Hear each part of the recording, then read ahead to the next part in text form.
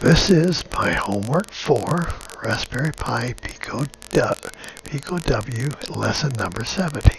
Paul asked us to exit the program correctly with using 2 cores and have it reset in such a way that you can rerun it and everything is copacetic.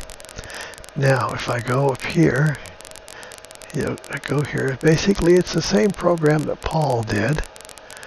I added some time delays here, pretty much the same stuff that we had for the other one. And if we go to, this is the other core, and it's running the servo state and the servo. And over here we've got, down here, I got try, this does the button value. So it gives the, in fact I got a yellow button instead of a red one. Anyhow, I guess I should fix that. Then go down here, I do the interrupt. Keyboard interrupt, the servo toggle equals true, and the servo state equals 180 or state equals 0.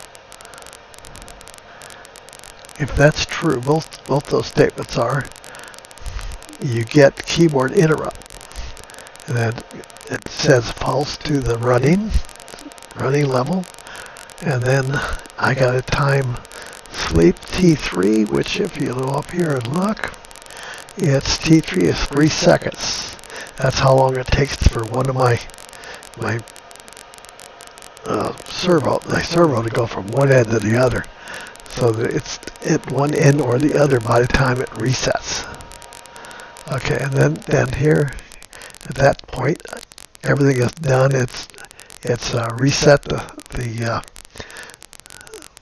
other core, and then I can say program is done because the program is jumped out.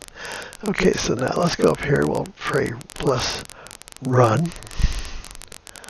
Okay, see it's running now.